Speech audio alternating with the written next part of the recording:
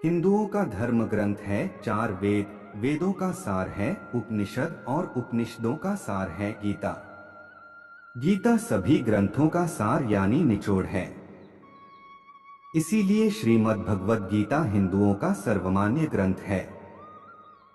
इसे वेद और उपनिषदों का पॉकेट संस्करण भी कह सकते हैं।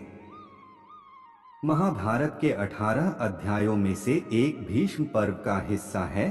भगवत गीता गीता में भी कुल 18 अध्याय हैं। 18 अध्यायों की कुल श्लोक संख्या 700 है। गीता के 18 अध्याय में दुनिया के सारे दुखों का हल इसमें है। आओ जानते हैं 18 अध्यायों के बारे में।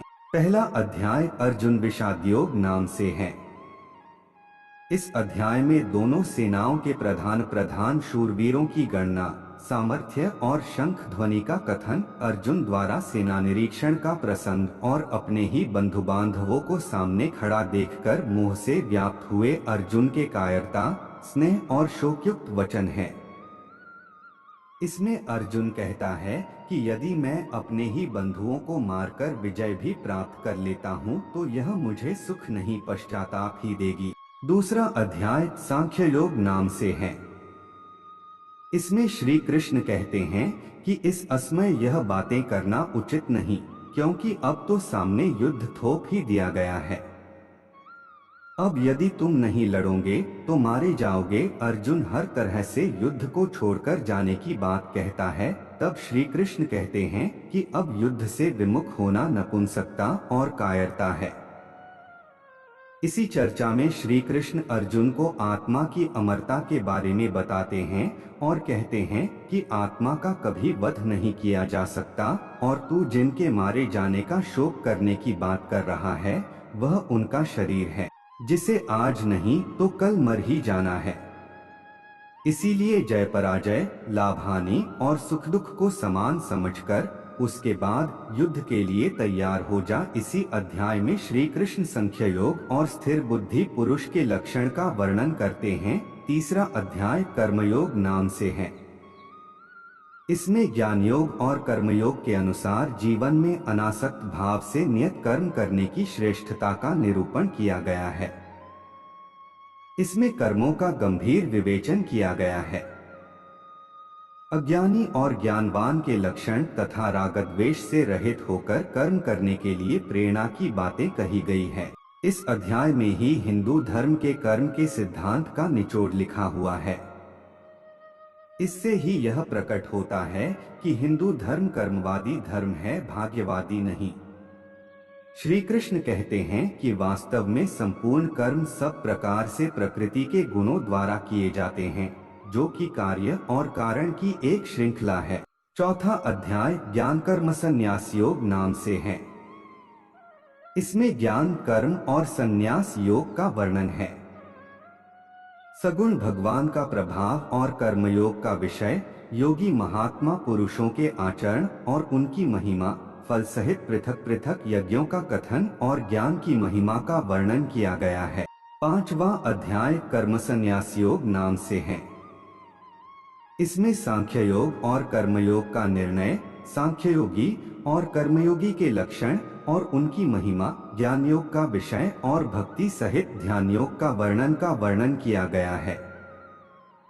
उपरोक्त सभी योगों के वर्णन में अध्यात्म, ईश्वर, मोक्ष, आत्मा, धर्म, नियम आदि का वर्णन है, किसी भी प्रकार के युद्ध या युद्ध करने का नहीं।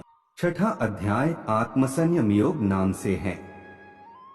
इसमें कर्मयोग का विषय और योगारूढ़ पुरुष के लक्षण, आत्मोद्धार के लिए प्रेरणा और भगवत प्राप्त पुरुष के लक्षण, विस्तार से ध्यान योग का वर्णन, मन के निग्रह का विषय, योगभ्रष्ट पुरुष की गति का विषय और ध्यान योगी की महिमा का वर्णन किया गया है।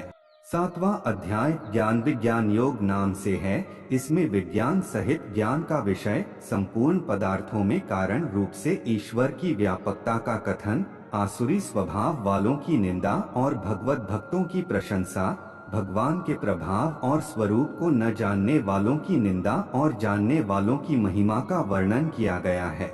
आठवां अध्याय अक्षर ब्रह्म योग नाम से है।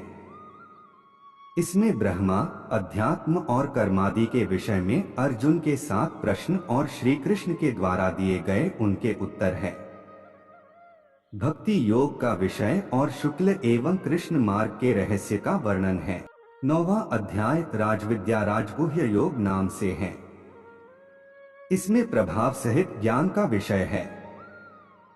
इसमें जगत का ईश्वर से संबंध और प्रकृति तत्वों की चर्चा है।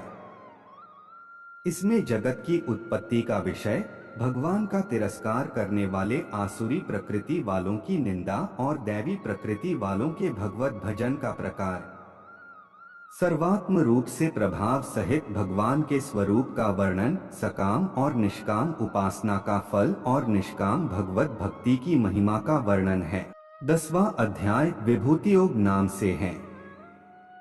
इसमें भगवान की विभूति और योग शक्ति का कथन तथा उनके जानने का फल और प्रभाव सहित भक्ति योग का कथन, अर्जुन द्वारा भगवान की स्तुति तथा विभूति और योग शक्ति को कहने के लिए प्रार्थना, भगवान द्वारा अपनी विभूतियों और योग शक्ति का वर्णन है।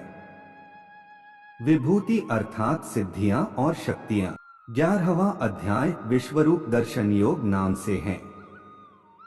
इसमें विश्वरूप के दर्शन हेतु अर्जुन की प्रार्थना, भगवान द्वारा अपने विश्वरूप का वर्णन, संजय द्वारा धृतराष्ट्र के प्रति विश्वरूप का वर्णन, अर्जुन द्वारा भगवान के विश्वरूप का देखा जाना और उनकी स्तुति करना, भगवान द्वारा अपने प्रभाव का वर्णन और अर्जुन को युद्ध के लिए उत्साहित करना। भयभीत हुए अर्जुन द्वारा भगवान की स्तुति और चतुर्भुज रूप का दर्शन कराने के लिए प्रार्थना, भगवान द्वारा अपने विश्वरूप के दर्शन की महिमा का कथन तथा चतुर्भुज और सौम्य रूप का दिखाया जाना, बिना अनन्य भक्ति के चतुर्भुज रूप के दर्शन की दुर्लभता का और फल सहित अनन्य भक्ति का वर्णन है। 12वां अध्याय भक्ति योग नाम से है। इसमें साकार और निराकार के उपासकों की उत्तमता का निर्णय और भगवत प्राप्ति के उपाय का वर्णन है और इसमें भगवत प्राप्त पुरुषों के लक्षण बताए गए हैं। 13वां अध्याय क्षेत्रज्ञ विभाग योग नाम से है। इसमें ज्ञान सहित क्षेत्रज्ञ के विषय का वर्णन है और ज्ञान सहित प्रकृति पुरुष के विषय का विशद वर्णन किया गया है। अर्थात स्थिति, ज्ञान, आत्मा, परमात्मा और पंच तत्वों का रहस्यमय ज्ञान है। 14वां अध्याय गुणत्रय विभाग योग नाम से है। इसमें ज्ञान की महिमा और प्रकृति पुरुष से जगत की उत्पत्ति का वर्णन है। सत, रज, तम तीनों गुणों का विषय का विशद विवेचन है। इसके अलावा भगवत प्राप्ति का उपाय और गुणातीत पुरुष के लक्षण बताए गए हैं। 15वां अध्याय पुरुषोत्तम योग नाम से है। इसमें संसार को उल्टे वृक्ष की तरह बताकर भगवत प्राप्ति के उपाय बताए गए हैं।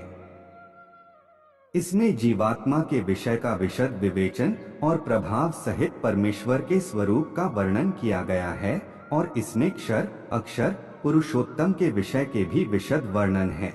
16वां अध्याय दैवासुर संपद विभाग योग नाम से है। इसमें फल सहित दैवी और आसुरी व्यक्ति और संपदा का कथन किया गया है। आसुरी संपदा वालों के लक्षण और उनकी अधोगति का वर्णन भी मिलेगा। इसके अलावा शास्त्र विपरीत आचरणों को त्यागने और शास्त्रानुकूल आचरणों के लिए प्रेरणा दी गई है। 17वां अध्याय श्रद्धात्रय विभाग योग नाम से है। इसमें श्रद्धा का और शास्त्र विपरीत घोर तप करने वालों के विषय का वर्णन है। इसमें आहार, यज्ञ, तप और दान के पृथक पृथक भेद बताए गए हैं। इसके अलावा तत्सत के प्रयोग की व्याख्या की गई है। 18वां अध्याय मोक्ष संन्यास योग नाम से है।